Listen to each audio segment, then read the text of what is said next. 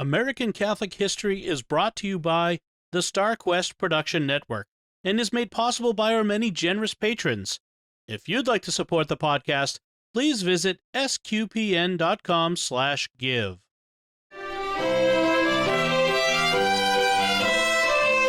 Hello and welcome to American Catholic History, sponsored by Beatrix Media, providing writing, digital marketing, website strategy and construction, and search engine optimization services. Visit beatrixmedia.com. Experience your world communicated. If you like American Catholic history, please help others find it by sharing this episode and giving us a 5-star rating wherever you get your podcasts. I'm Noëlle Crowe. And I'm Tom Crowe. Today we're talking about the attack on Pearl Harbor and Father Aloysius Schmitt, the Catholic priest who helped save many sailors at the cost of his own life. This is the fourth military chaplain we've talked about, and the third who died doing his job, caring for souls in the most extreme circumstances. The first was the grunt padre, Father Vincent Capodanno, who was a Navy chaplain who served with the Marines and was gunned down in Vietnam. We talked about him in episode 53.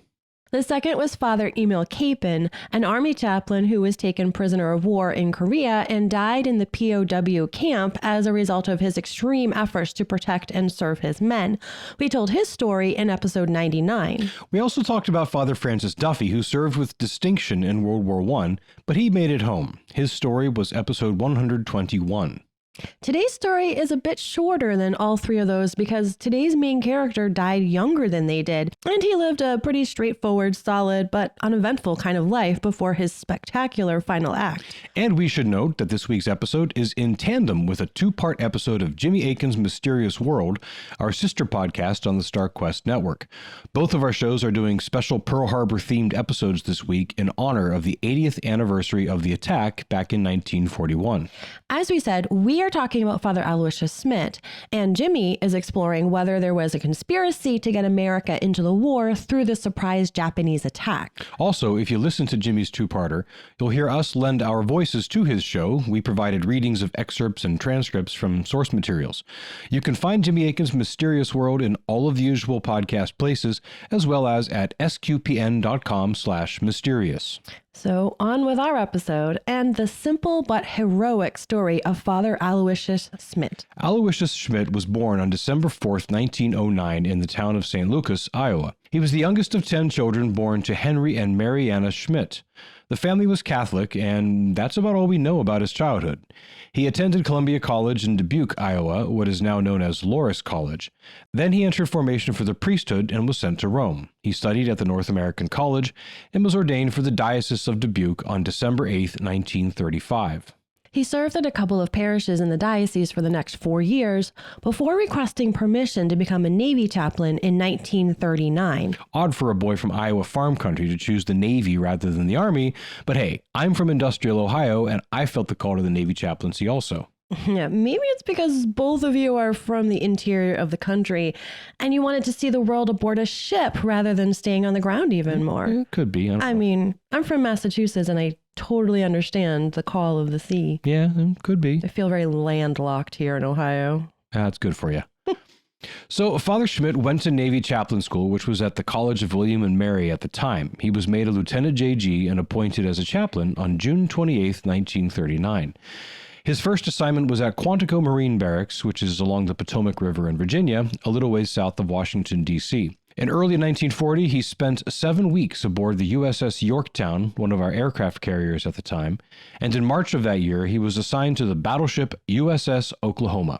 The Oklahoma was a Nevada-class battleship. She had been built just before World War I, with her keel laid in 1912, but she didn't receive her first commission until 1916. She saw some action in World War I, mainly as an escort for troop ships. After a number of modernizations and repairs and a host of missions around the world, the Navy had planned to retire the aging Oklahoma in 1942. Fate, of course, had other plans. In 1940, with the Japanese becoming increasingly aggressive, the U.S. moved the home port of the Pacific Fleet from San Diego to Pearl Harbor. This was done as a projection of power to deter the Japanese from encroaching any further on American interests. There's a whole lot to the story of how the attack occurred, what the motivation for it might have been, what the U.S. intelligence community knew or didn't know, and for all of that, we commend to you the episodes of Jimmy Akin's Mysterious World on this topic. For our purposes, we're just diving right into that fateful day. That day of infamy, as President Roosevelt called it. Yes, December 7th, 1941. The day was Sunday, and it was the day before the 6th anniversary of Father Schmitt's ordination, of course, the Immaculate Conception. And 3 days after his birthday. And 3 days after his 32nd birthday. Father Schmitt had 7 a.m. Mass aboard the ship, so he likely was awake by 6 a.m. He would have promptly read his breviary and then maybe gone out for some exercise, perhaps a run on deck.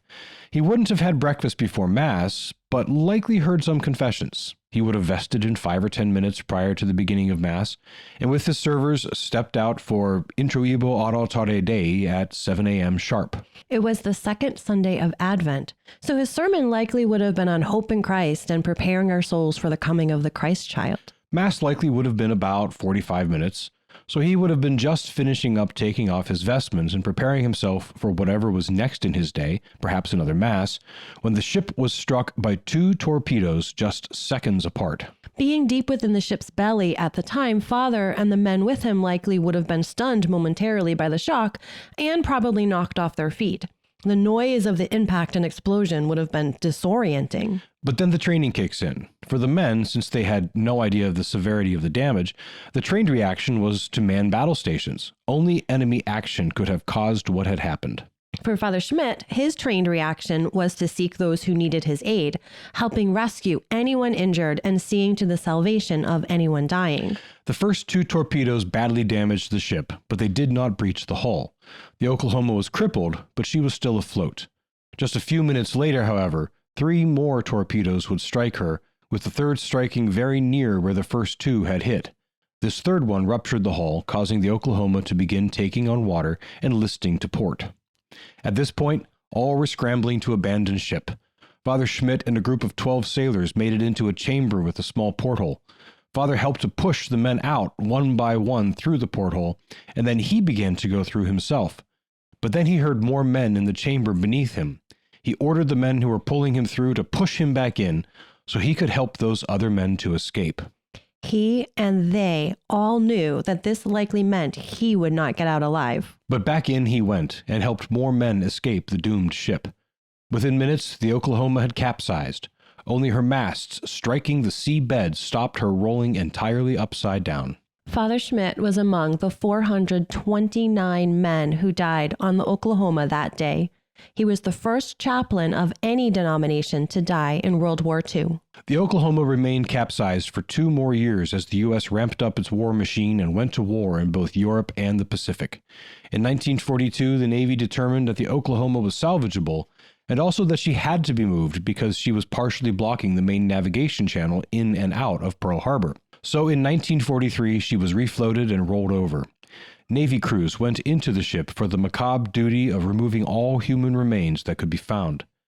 The Oklahoma was towed to dry dock, where she was repaired enough that she could be floated back to the mainland and sold for parts and scrap metal. But partway across the Pacific from Hawaii, a violent storm rose and the Oklahoma sank beneath the waves, plunging deep into the Pacific. No attempts have been made to find her final resting place. Those bodies that were recovered from the Oklahoma in 1943 were buried in Hawaii, the vast majority of them unidentifiable. In 1944, the Navy presented to the Archdiocese of Dubuque a 24-inch tall crucifix in honor of Father Schmitt. The cross was made of teak wood taken from the deck of the Oklahoma, and the corpus was made from the ship's metal. In 1947, Loras College dedicated their new Christ the King chapel to the memory of Father Schmitt, and they included in the lobby a display of items that had belonged to him.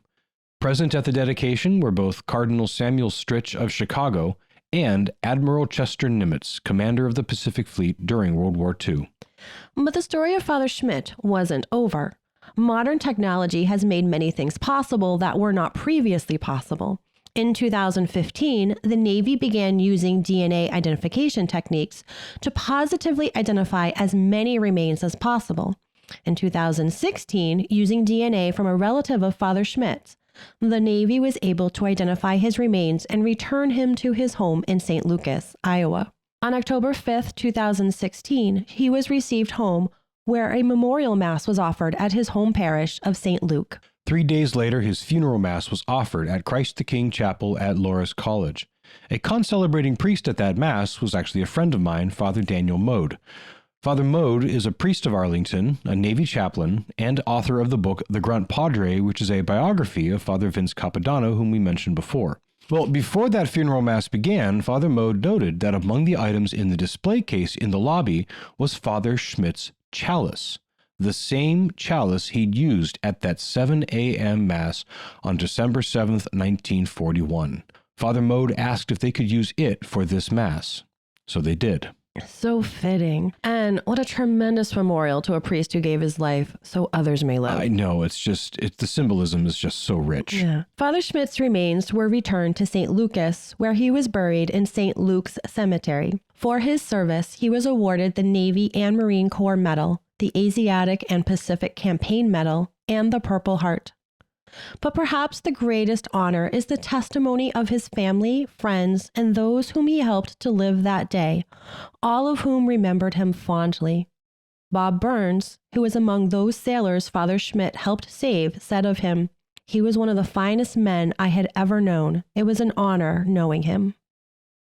You've been listening to American Catholic History, sponsored by Beatrix Media on the StarQuest Production Network. If you've been enjoying our podcast, please help others find it by sharing this episode and by giving us a 5-star rating and a good review. Be sure to check out our sponsor, Beatrix Media, providing writing, digital marketing, website strategy and construction, and search engine optimization services. Visit beatrixmedia.com. Experience your world communicated. Also, please support the many fine productions of SQPN at sqpn.com/give.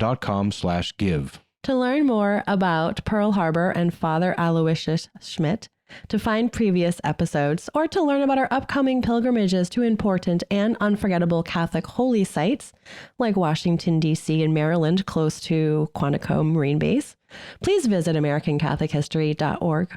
And be sure to sign up for our weekly newsletter for the latest information and updates. We also love feedback and hearing about great Catholic history sites and stories from all over. You can email us at history@sqpn.com or find us on Facebook at facebook.com/American Catholic History, on Instagram at ACH_podcast, or follow us on Twitter at ACH1513. I'm Noëlle Crowe. And I'm Tom Crowe. Thank you once again for joining us on American Catholic History, sponsored by Beatrix Media and produced by StarQuest.